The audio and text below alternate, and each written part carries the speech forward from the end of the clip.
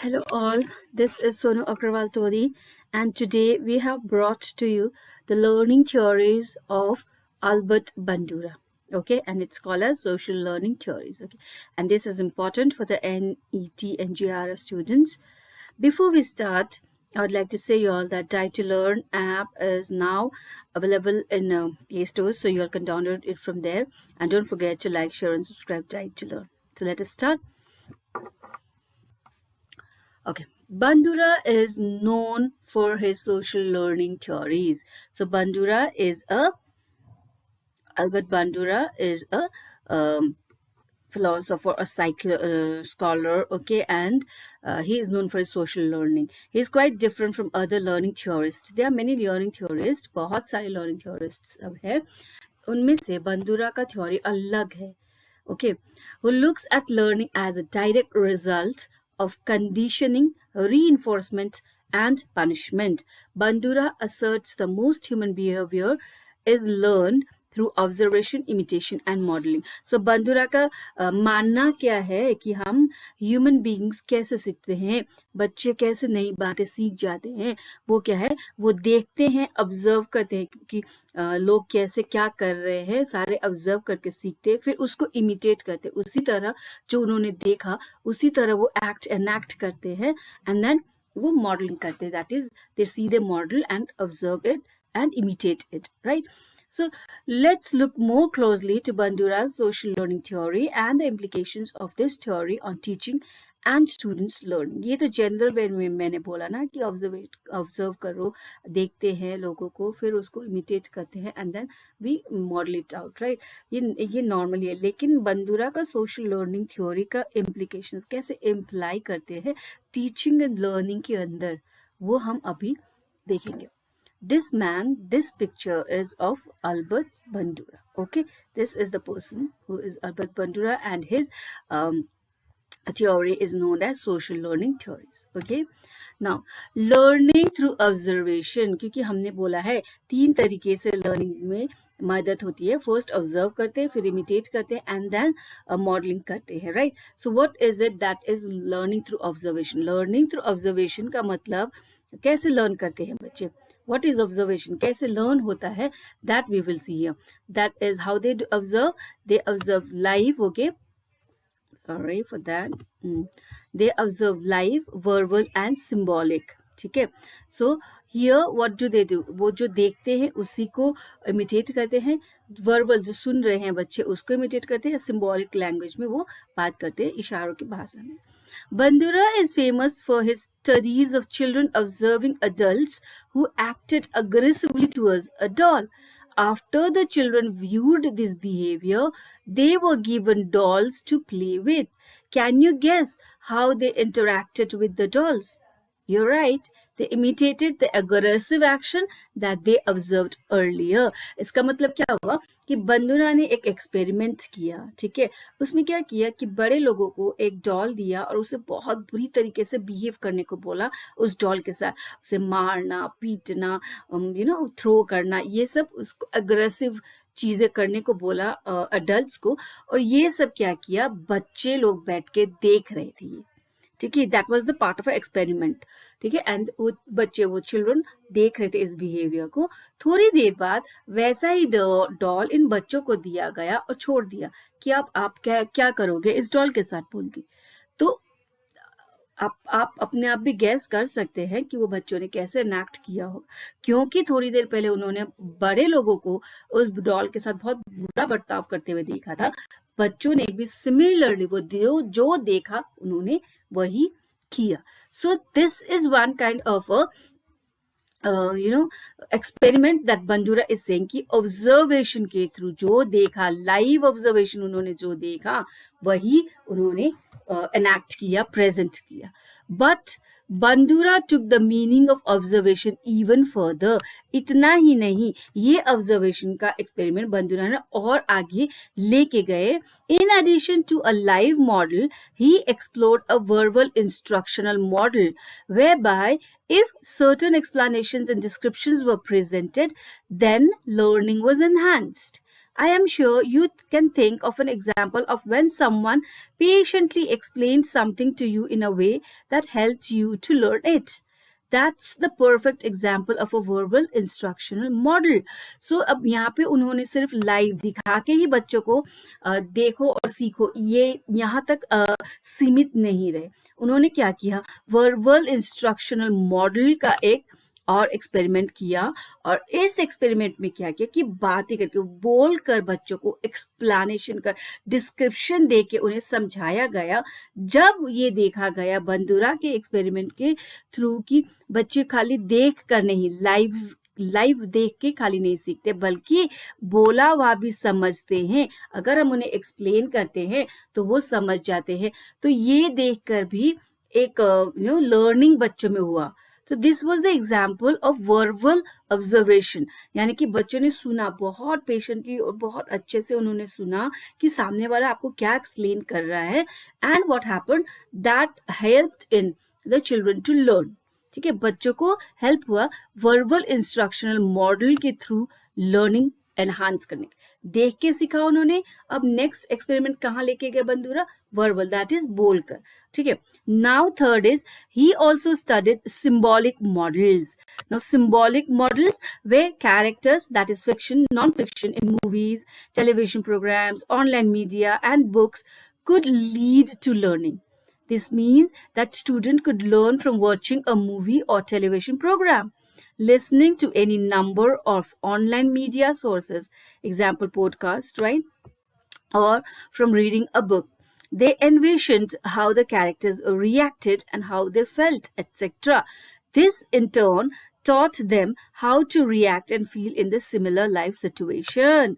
So see here, क्या हुआ, अब उन्होंने पहले लाइव दिखा के बताया, then verbally बोल के बताया. Third way of his experiment was taken to a symbolic level. Symbolic level में क्या हुआ, उन्होंने हेल्प लिया किन चीज़ों के बच्चों को पढ़ाने के लिए, जो भी कैरेक्टर्स हैं उनका कार्टून कैरेक्टर्स बना के, या टेलीविजन प्रोग्राम, ऑनलाइन मीडिया के थ्रू, बुक्स के थ्रू लर्निंग को एनहांस किया. ठीक है, so that when the students they were looking on those television programs or cartoon characters, या बुक में भी अगर वो पढ़ रहे हैं पिक्चर्स के साथ, तो क्या होता है कि वो कैरेक्टर्स कैसा फील कर रहे हैं, कैरेक्टर्स के साथ कैसा बीत रहा है किसी सिचुएशन में, वो कैसे उस सिचुएशन बाहर आ रहे हैं, प्रॉब्लम सॉल्व कर रहे हैं, वो सब वहाँ पे वो डिपिक्ट किया हुआ रहता है बुक के अंदर या स्टोरी में या मूवीज में.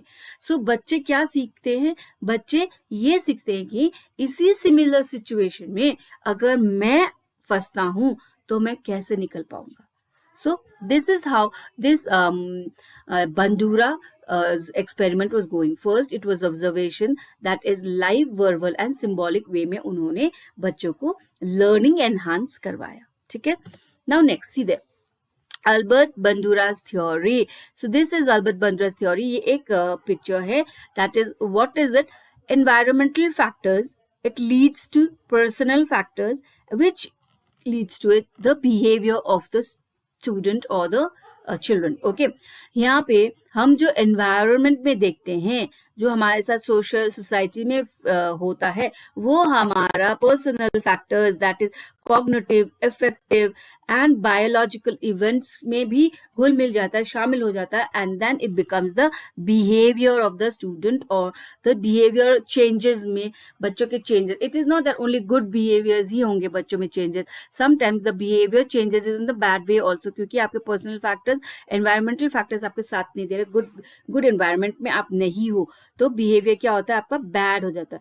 तो इसी वजह से एनवायरमेंटल फैक्टर्स में से आपका पर्सनल फैक्टर्स डेवलप होता है, and that makes your behaviour. Either you are a very well groomed behaviour और कुछ भी गलत रास्ते पे भी आप जा सकते हो. And learning is all about change in behaviour. अगर आपका बिहेवियर ठीक है, बढ़िया है, and there is a slight change in the behaviour, that means you are learning something. Okay, so let's see, learning does not always leads to a behavioral change. अब जैसे मैंने अभी बोला कि changes in behavior means there is some learning, right? लेकिन हमेशा behavioral changes में learning हो ऐसा जरूरी नहीं है. ओके, यहाँ पे बहुत सारे थियोरिस्ट्स इस बात पे डिस्कस, इस बात पे आर्ग्यू करते हैं कि लर्निंग हमेशा बिहेवियरल चेंजेस के माध्यम या नहीं होता है. Behavioural changes does not lead always to learning. Okay, so here what does it mean? Behaviorists argue that learning leads to a permanent change in behavior. Right जैसे मैंने पहले आपको बोला, जब भी लर्निंग होता है वो बिहेवियर में चेंज होता है and that change is for permanent. Right, however Bandura showed that observational learning can occur without the learner demonstrating any new behavior. In other words, you can observe, imitate or model something but you might not learn it. He explored the question of what needs to happen for an observable behavior to be learned in addition to observation and cited 4 necessary steps: attention, retention, reproduction and motivation. So here जैसे एक point निकल के आया, learning does not always leads to a behavioral change. इसमें सभी behaviorist जो भी है हमारे, उन्होंने आर्ग्यू किया है, उन्होंने बोला है कि बिहेवियर चेंज तभी होता है जब लर्निंग होता है and that change is permanent. Okay, ये बताया. लेकिन बंदुरा ने यहाँ पे एक डिबेट रखा कि हमेशा बिहेवियरल चेंजेस लर्निंग नहीं लाता है. फॉर एग्जाम्पल ही गेव, हमें एग्जाम्पल क्या दिया उन्होंने अपना ऑब्जर्वेशनल लर्निंग थ्योरी का एग्जाम्पल दिया है. ऑब्जर्वेशनल लर्निंग थ्योरी हमने पहले जो देखा था, पढ़ा था कि जो भी बच्चे देखते हैं वो देख के सीख जाते हैं. Right, so it is okay कि उस समय पे, उस टाइम पे जो बच्चों को दिखाया गया, बच्चे ने वो सीखा, उसने इमिटेट किया, वही सेम टू सेम उसने दोहराया और एक मॉडल बन गया वो. ठीक है, बट उसने उसमें से कुछ भी नहीं लर्न किया. वो उसने उस टाइम पर जो देखा वो उसने एनैक्ट कर दिया, but he did not learn anything. So here Bandura says that observation behaviour को चेंज तभी कर पाएगा जब हम उसे अटेंटिवली, एकदम बहुत ध्यान से उसे बार बार रिटेन करते हुए, रिप्रोडक्शन और मोटिवेशन के साथ अगर हम वो बात करते हैं, तब लर्निंग इज हैपनिंग.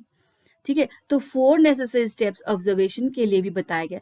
बहुत ध्यान से देखना है, उसे रिटेन करना है, स्टोर करना है अपने अंदर, फिर उस चीज को जो भी हमने ध्यान से देखा उसे स्टोर किया, वो चीज को रिप्रोड्यूस करना है. दैट इज किसी भी वही सिचुएशन में हम सेम टू सेम वैसे ही बिहेव करेंगे and that we are motivated to do something good. तो मोटिवेशन भी चाहिए, रिप्रोडक्शन, रिटेंशन एंड अटेंशन भी चाहिए जब लर्निंग हो रहा हो. Okay, so observation needs 4 necessary steps, that is attention, retention, reproduction and motivation. Only then learning happens. Okay, observation, सिर्फ observation से learning नहीं होता. observation में हमें 4 steps चाहिए, वो है attention, retention, reproduction and motivation. Only then learning happens. Only then learning happens. Okay, Albert Bandura. Now, who is Albert Bandura? Let us find out this. Okay, Canadian-born American psychologist and originator of social cognitive theory, who is probably best known for his modeling study on aggression, referred to as the Bobo doll experiment, which demonstrated that children can learn behaviors through observation of adults. So, ये बहुत ही एक बहुत renowned, सबको पता है ये experiment, that is the बोबो doll experiment, जो बंदुरा का एक्सपेरिमेंट था. वो एक साइकोलॉजिस्ट है, उन्होंने बोबो डॉल एक्सपेरिमेंट किया कि बड़े एडल्ट्स को बोबो डॉल देके अग्रेसिव वे में, बहुत गुस्से तरीके में उस बोबो डॉल को से बिहेव करने को बोला, and they showed all this thing to the children and children learn that from observing that whatever the adults were doing. That is the theory of Bandura, that is a Bobo doll experiment, and he is famous for the social learning theory of Bandura. The social learning theory of Bandura emphasizes the importance of observing and modeling the behavior, attitudes and emotional reactions of other. So what is the social learning theory of Bandura? Bandura का social learning theory के मतलब क्या है कि आप किसी भी और दूसरे लोगों को observe करते हैं, उनका behavior कैसा है, attitude कैसा है, उसे model करते हैं. The behaviors, attitude and emotional reactions of others that जो भी आप एनैक्ट करते हैं, जो भी आप देखकर सीख के फिर आप वैसा का वैसा करते हैं, that is called as social learning theory of Bandura through observation. Social learning theory explains human behavior in terms of continuous reciprocal interaction between cognitive behavior and environmental influences. So social learning theory क्या है? It is a human behavior in terms of continuous reciprocal interaction between what is social learning theory human behaviour है, जो एक continuous interaction है between your cognitive behaviour and environmental influences. What is cognitive behaviour? आपके personal जो भी behaviours attitudes है वो आपके कॉग्निटिव बिहेवियर है. एनवायरमेंटल इन्फ्लुएंस जो भी आप बाहर देख रहे हो सोसाइटी में, एनवायरमेंट में, that is the environmental influence. जब ये दोनों रिएक्ट करते हैं, आपका बिहेवियर एंड एनवायरमेंटल इन्फ्लुएंसेस आपस में रिएक्ट करते हैं, at that time whatever you enact, that is called as the social learning theory. Okay, social learning theory purposes that individuals learn by observing the behaviors of others, that is the models. They then evaluate the effect of those behaviors by observing the positive and negative consequences that follow. So social learning theory का purpose क्या है कि जो भी देखते हैं बच्चे वो सीखते हैं by the behaviour of others, and then later on जब वो एनैक्ट कर देते हैं, उसके बाद वो इवैल्यूएट करते हैं, उसके बाद वो जांचते हैं कि हमारा इफेक्ट, हमारा बिहेवियर का इफेक्ट, हमने जो देखा उसका इफेक्ट पॉजिटिव था या नेगेटिव था, क्या रिजल्ट लेके आया, उसके बाद वो देखते हैं जब वो एनैक्ट कर चुके होते हैं. Okay, the key concepts are, now what are the key concepts of Bandura's theory? Bandura का social learning theory का key concept क्या है? Bandura asserts that most human behavior is learned through observation, imitation and modeling. हमने ये मैं पहले बोल लिया. Let's look more closely at Bandura's social learning theory and implications of this theory on teaching and students learning.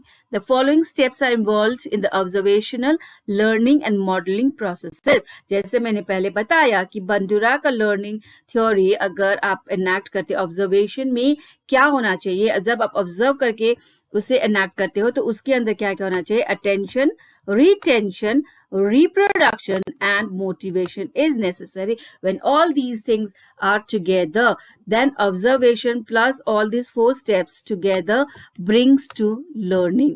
Then learning happens. Okay. Now, what is attention? In order to learn, you need to pay attention. Any interruption may affect the advertency of learning. So, जब आप एकदम ध्यान से कोई चीज पढ़ रहे हो और कोई चीज याद कर रहे हो, कोई चीज सीख रहे हो, उसमें बीच में एक डिस्टर्बेंस हो जाए, इंटरप्ट हो जाए, तो क्या होता है, आपका जितना भी अटेंशन था, वो फोकस था, वो डाइवर्ट हो जाता है. सो attention is needed to learn. In order to learn, you have to pay a lot of attention. कोई disturbance नहीं होना चाहिए. What is the retention? Retention, the ability to store the information in the main part of the learning process. जो भी आप सीख रहे हैं उसको अगर आप स्टोर नहीं कर पाओगे तो आपका पढ़ा हुआ कोई फायदा नहीं हुआ. आप स्टोर करोगे और जब आपको चाहिए तब आप वो याद किया हुआ चीज को आप निकाल के बाहर उस इंफॉर्मेशन को लिख पाओगे आंसर में भी, तभी तो पढ़ा हुआ याद फायदामंद होगा.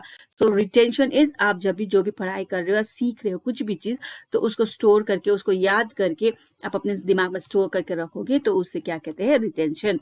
We learn by internalizing information in our memories. We recall that information later when we are required to respond to a situation that is similar the situation within which we first learn the information. So यहाँ पे retention मतलब क्या है, आप learn करें. Suppose से driving सीख रहे हो आप, ठीक है, आपको स्टार्ट करना आता है, आपको एक ब्रेक, क्लच, एक्सेलेरेटर सब आता है, ठीक है, लेकिन अब थ्योरी में आपको सब आता, प्रैक्टिकली अब आपको आज एग्जाम देने जाना है ड्राइविंग का और आप सब भूल गए, आपको समझ में ही नहीं आ रहा कौन सा ब्रेक है, कौन सा एक्सीलरेटर है, कौन सा क्लच है, तो क्या करोगे आप? You have to retain it. जो इन्फॉर्मेशन अभी मुझे प्रैक्टिकल में चाहिए कि मुझे यहाँ पे ये दिखाना है ड्राइव करके, तो एटलीस्ट आप स्टोर करोगे, आपको याद रखना होगा. आप भूल जाओगे तो कैसे करोगे, है ना. एग्जामिनेशन हॉल में भी अगर कोई क्वेश्चन आया है, आपने पढ़ाई किया, आपने याद ही नहीं कर पाया, आप स्टोर ही नहीं कर पाया, क्वेश्चन आपको पता है कि मैंने ये पढ़ा था मगर आंसर आपको नहीं आ रहा है, तो क्या फायदा हुआ फिर लर्निंग का, right. So retention is very important part of learning process. Okay, आपको याद रखना बहुत जरूरी है। Then is reproduction. What is reproduction? We reproduce previously learned information.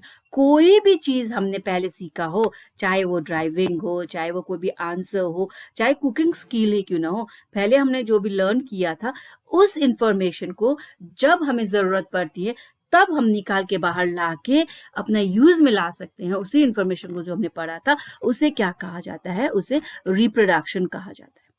ठीक है, कोई भी बिहेवियर हो या स्किल या नॉलेज हो, व्हेन रिक्वायर्ड, जब भी हमें चाहिए होता है उस समय हमें वो प्रोड्यूस कर पाए, हम यूज कर पाए जो भी हमने रिटेन करके रखा था, हमने स्टोर करके रखा था information. Okay. However, practice to mental and physical rehearsal often improves our responses. So it is always said that reproduction is better when we are keeping on practicing. हम ज्यादा प्रैक्टिस करते रहेंगे तो हमारा रिटेंशन बेटर होगा, हमारा reproduction भी better होगा। Motivation, now this is very important. We need to be motivated to do anything. कोई भी काम करने के लिए, अभी आप ये एग्जाम के लिए प्रिपेयर कर रहे हो तो आपको मोटिवेशन की जरूरत है। पीछे से जब ये डाइव टू लर्न का टीम आपको मोटिवेट करता है तो आपको कितनी एनर्जी मिलती है ना लर्न करने का। नहीं यार, मुझे तो पास ही करना है ये एग्जाम, होता है ना। Motivation is very necessary, right? So whenever we are motivated, we can do anything. Often that motivation originates from our observation of someone else being rewarded or punished for something they have done or said. This usually motivates us later to do or avoid doing the same. ठीक है, तो motivation ऐसा नहीं है कि motivation हमें अच्छे अच्छे चीजों से ही मिलती है। किसी को हमने देखा है स्कूल में पनिशमेंट मिलते हुए, उसने कुछ गलत काम किया, पनिशमेंट मिला, तो हम अपने आप ही मोटिवेट हो जाते कि अरे यार ये काम तो मुझे नहीं करना है, अगर मैं भी यही सेम सिमिलर कुछ ऐसी बदमाशी करूंगी या करूंगा तो I will also be punished, इसके जैसे पनिशमेंट मिलेगा मुझे। सो क्या होता है? वी आर मोटिवेटेड और by the punishment that the other person is facing, कि भाई हमें तो नहीं करना, हम तो अच्छे काम ही करें। या फिर किसी को रिवॉर्ड मिल रहा है, फर्स्ट प्राइज मिल रहा है, या किसी का नेम न्यूज़पेपर में आ रहा है, and what are we doing? We are being motivated, यार उसका तो हुआ, मेरा भी होना चाहिए। सो किसी के रिवॉर्ड से आप मोटिवेट हो सकते हो, किसी के पनिशमेंट से आप मोटिवेट हो सकते हो कि मुझे ये गलत काम नहीं करना। तो मोटिवेशन हमेशा हमें जरूरत पड़ती रहती है, और हम खुद ब खुद भी मोटिवेट हो सकते हैं। ये नहीं कि कोई और आके पीछे पीछे से मोटिवेट करते रहे, ये नहीं। हम देखते हैं किसी को रिवॉर्ड या पनिशमेंट मिलते हुए, we can motivated by ourselves also. Okay, so the importance of motivation and mental state. Now see here, this is very important. Motivation क्यों जरूरत है और mental state के लिए motivation कैसा होना चाहिए? Bandura claims that observation alone may not be sufficient enough to incur maximal learning. ठीक है, बंदूरा ने बोला कि ऑब्जर्वेशन से आप सीख जाओगे, आप सीख रहे हो, लेकिन सिर्फ ऑब्जर्वेशन, सिर्फ देखने से ही कुछ नहीं होगा। what do you need? We need maximum learning. So एक maximum learning के लिए क्या करना है? A person's motivation and their mental state also influences learning. आपका mental state कैसे, आपको motivation कैसे मिल रहा है, वो भी आपका learning कितना है उसके ऊपर depend करेगा।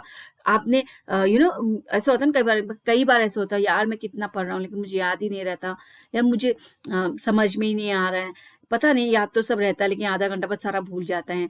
तो ये these are the quality of your mental state. आपका मेंटल स्टेट ऐसा है कि आप उसको स्टोर नहीं कर पा रहे, या फिर आपको मोटिवेशन इस तरीके का नहीं मिला है कि आपका लर्निंग इन्फ्लुएंस नहीं हो रहा। ठीक है, सो बंदूरा agreed with the behavioral theorists who noted that external reinforcement shapes learning. But he also acknowledged that learning is not always a result of external reinforcement. He claimed that learning is a result of intrinsic reinforcement as well.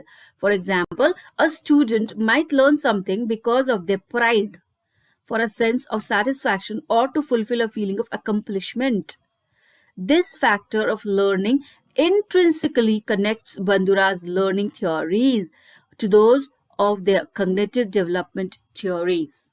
मतलब यहाँ पे बंदूरा क्या बोल रहा है कि बंदूरा दूसरे behavioural theorist के साथ अग्री करता है, उनके साथ जो भी दूसरे थियोरिस्ट बोल रहे हैं उनके साथ अग्री करके ये बोल रहे हैं कि एक्सटर्नल रीइंफोर्समेंट खाली आपका लर्निंग को शेप नहीं कर सकता। ओके। एक्सटर्नल री इन्फोर्समेंट का मतलब अवार्ड, पनिशमेंट, ये सब है, ठीक है। तो एक्सटर्नल री इन्फोर्समेंट शेप्स द लर्निंग, वो सारे बिहेवियर थ्योरीज भी बोलते हैं ना कि मतलब जो हम रिवॉर्ड करेंगे या पनिश करेंगे तो वो सीख जाएगा बोल के। There are many other theorist, okay, there are many other theories and other psychologist who are having this different experiment कर करके इन्होंने हमें ये बताया गया है कि लर्निंग कैसे होता है। आज हमने बंदूरा का लेके आए एक्सपेरिमेंट एंड अबाउट बंदूरा। अगले वीडियो में मैं दूसरे जिसाल्ट and there are many other, okay, तो वो थ्योरीज में लेके आऊंगी, so you will understand different experiments explain all about learning. Learning कैसे होता है ये हम लोग एक्सपेरिमेंट्स के थ्रू बात करेंगे। So there are different behavioural theorist who also agree and Bandura also agree that external reinforcement shapes learning. But Bandura का कहना क्या है? He also acknowledged that learning is always a result of external reinforcement. He claimed that result of intrinsic reinforcement as well.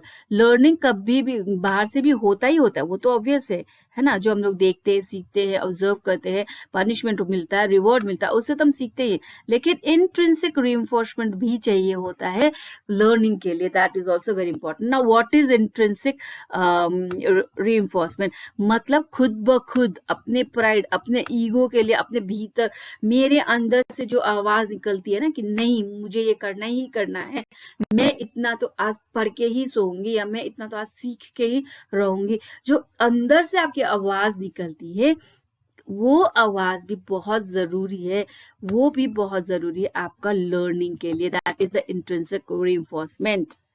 Okay, this factors, that is the pride, मतलब एक मुझे you know मैं इतना सीख लूंगी या मैं क्लास में फर्स्ट होंगी तो मेरे अंदर एक ईगो सेटिस्फाई होगा, मुझे कितना प्राइड फील होगा, राइट, एक सेटिस्फैक्शन मिलेगा, एक यू नो अकम्पलिशमेंट मिलेगा कि हाँ मैंने कुछ अचीव किया है। तो वो अपने को सेटिस्फाई करने का जो फीलिंग होता है ना, that is called as intrinsic reinforcement. And Bandura का कहना है कि this factor of learning, that is intrinsic learning, connects Bandura's learning of theory to those other cognitive developmental theories. ठीक है, तो other developmental theories के साथ ये intrinsic reinforcement जो है वो connect करता है। Okay? Now, what are the implications for social learning theories on teachers and students learning? Social learning theory कैसे होता है हमें पता है, लेकिन ये कैसे इम्प्लाई होता है टीचर्स और स्टूडेंट्स के बीच में, ये हम देखते हैं। Certainly this theory can be use to teach positive behaviours, right. तो जैसे हम लोग को पता है सोशल लर्निंग मतलब ऑब्जर्व करके सीख रहे हैं हम, उसको हम लोग इमिटेट करेंगे। तो टीचर्स क्या करेंगे, पॉजिटिव बिहेवियर जो भी होते हैं, अच्छे अच्छे बिहेवियर बच्चों को दिखाएंगे एंड बच्चों को बोलेंगे कि वो इमिटेट करेंगे, बच्चे सीखेंगे और वही इनैक्ट करेंगे, right. So the teachers can use positive role models to increase desired behavior and thus change the culture of the school. तो आपको अगर स्कूल के कल्चर चेंज करना है तो आपको क्या करना है, बंदूरा का ये सोशल लर्निंग थ्योरी का मॉडल यूज करके पॉजिटिव बिहेवियर्स वाले सारे मॉडल्स बच्चों को दिखाने हैं, बच्चे इमिटेट करेंगे and the culture of the school will change. Not only will individual students benefit from positive role models in and out of the classroom, but the entire class and student body will do. तो ये तो है नहीं कि आप सिर्फ एक ही बच्चे को इस तरीके से चेंज करेगे, ये तो होल क्लासरूम के ऊपर असर पड़ेगा, राइट। पॉजिटिव रोल मॉडल्स अगर आप दिखा रहे हो क्लासरूम में कोई भी इन द मूवीज और कार्टून्स और ऑनलाइन मीडिया के थ्रू कोई भी पॉजिटिव मॉडल्स दिखा रहे हैं तो बच्चे वो इनैक्ट करेंगे, सीखेंगे एंड इनैक्ट करेंगे, तो एंटायर क्लास, पूरे स्टूडेंट आपका पूरा चेंज हो जाएगा। So this is how you can imply, ये अप्लाई कर सकते हैं social learning theory in teaching and teacher and learning process, student learning process, ठीक है, टीचिंग और लर्निंग। Other classroom strategies such as encouraging children and building, ये तो एक हुआ जब हमने पहले किया। और दूसरा क्या होता है, there are other classroom strategies also कि कैसे बच्चों को एनकरेज करें हम। Building self efficiency and are rooted in social learning, मतलब सेल्फ एफिशिएंसी को हम लोग सोशल लर्निंग के थ्रू वो एक अपने अंदर एक बसा दे, हमारे नेचर के अंदर ही बसा दे। वो कैसे करेंगे, for example if a teacher is positive with their students and they encourage them, this positive energy and verbal encouragement is in turn helps build self-efficacy, the belief in one's ability to succeed in various situations. So self-efficacy बनाने का एक teacher का positive attitude होना बहुत जरूरी है, आप teacher हो, आप बच्चों के साथ एनैक्ट करते हो, बच्चे आपकी बात सुनते हैं, तो आपका पॉजिटिव एटीट्यूड होना बहुत जरूरी है। अगर आप बच्चे को कोसते रहोगे, यार यार तुमको तो कुछ नहीं आता, तुम तो कभी कुछ क्लास में पास भी नहीं हो पाओगे, ये सब्जेक्ट में इतने बुरे हो, ये वो, अगर हम बच्चों को कोसते रहेंगे तो they will never develop, right? But if we have a positive energy, positive vibe से हम बहुत मोटिवेट करके बच्चों को, नहीं तुम कर पाओगे, थोड़ी मेहनत चाहिए बोल के बच्चों से हम अच्छे वर्बल वे में एंड उनको डांट के नहीं बल्कि प्यार से उन्हें समझाएंगे, तो ऑब्वियसली बच्चों के अंदर ही इंकरेजमेंट होगा, ये मोटिवेशन होगा कि हाँ मैं भी कर सकता हूँ, मैं भी फर्स्ट बॉय या फर्स्ट गर्ल के जैसे हो सकता हूँ. So we can build, being a teacher we have to be positive and this positive energy should flow within the class. Bandura found that a person's self-efficacy impacts how their tasks, goal and challenges are approached. सही तो है ना? बंदूरा ने क्या क्या क्या experiment किया, क्या मिला उनको एक्सपेरिमेंट में कि पर्सन का एक सेल्फ एफिकेसी, जो हमारा एक सेल्फ बिलीफ है कि मैं ये कर पाऊंगा या नहीं, अगर टीचर सामने से हमें कोसते रहेंगे, तुम नहीं कर पाओगे, तुमको तो नहीं आता, अरे तुमको तो कुछ आंसर्स भी नहीं आते, अगर हम कोसते रहेंगे तो बच्चों का परफॉर्मेंस में भी वो दिखेगा कि उन्हें कुछ नहीं आ रहा. और अगर हम मोटिवेट करते रहेंगे उसी बच्चों को, तो क्या होगा, उनके टास्क में जो भी वर्क, हम क्लास वर्क, होमवर्क जो भी दे रहे हैं, असाइनमेंट्स दे रहे हैं या तो कोई भी चैलेंजेस दे रहे हैं बच्चों को, तो वो हम खुद उनमें पॉजिटिव वे में बहुत अच्छा टास्क देखेंगे कि बच्चे करके ला रहे. Those individuals with strong efficacy view challenges as tasks to master, develop deep interest in the activities they participate in from a strong sense of commitment to activities and interest, and bounce back from disappointments and setbacks easily. So जिन बच्चों का self efficacy बहुत strong है कि मैं तो ये करूंगा किसी भी कीमत में मुझे ये करना ही करना है, जो स्ट्रांग एफिकेसी वाले बच्चे हैं ना, उनको ये चैलेंजेस या टास्क कोई भी आप दीजिए, पूरी कमिटमेंट के साथ, पूरे इंटरेस्ट के साथ वो बच्चे आपका वो असाइनमेंट, वो टास्क पूरा करेंगे. और अगर उसमें कुछ भी डिफिकल्टीज फेस हो रहा है, उन्हें कोई भी एक्टिविटीज में डिफिकल्टी फेस हो रहा है या डिसअपॉइंट फील हो रहा है, लेकिन वो सेटबैक नहीं होंगे, पीछे नहीं हटेंगे, वो आगे आके उसे किसी भी तरह आपका टास्क को कंप्लीट करेंगे, because of this self efficacy, because you are motivating them in such a way कि पॉजिटिव वे में आप मोटिवेट कर रहे हो बच्चों को, पॉजिटिव वे में वो एनर्जी पास करवा रहे हो बच्चों को, they will never be disappointed. However, those with a weaker sense of self-efficacy tend to avoid challenges, think difficult tasks and situations are beyond their abilities, think negatively but their failures and outcomes, and lose confidence easily in the ability. लेकिन जिनका weak है self efficacy, this is we talked about the stronger efficacy. जो बच्चे, सबके एक जैसा नहीं होता, तो जो वीकर सेल्फ एफिकेसी वाले बच्चे हैं, सेल्फ मैं कर पाऊंगा या नहीं कर पाऊंगा वाले बच्चे हैं, उनका क्या होता है ना, वो अवॉइड करने लगते चैलेंजेस. आप कुछ भी चैलेंज दो क्लास में, टास्क दो क्लास में, तो उनको बहुत डिफिकल्ट फेस होता है, वो नेगेटिव ही सोचेंगे वहां पे कि मुझसे तो नहीं होगा, हमसे तो नहीं होगा, अब कैसे करेंगे हम, ये तो हम तो फेल होंगे, हमारे बस की बात नहीं, ये तो फर्स्ट स्टूडेंट्स या टॉप 10 वालों की बात है, हमसे तो होगा ही नहीं. So they lose confidence. तो इस टाइम पे क्या करना है, when these children are losing confidence, आपको ये पॉजिटिव एनर्जी, ये सोशल लर्निंग जो है, ये उनके सेल्फ एफिकेसी में रूटेड करना है, या फिर उनके अंदर एक उम्मीद जगानी है आपको at that time with this social learning theory. Got it? So this much for today. Thank you for watching this video and see you soon with another video. Don't forget to like the Dive to Learn app, and yes, our Dive to Learn app is in Play Store, so you can easily download it from there.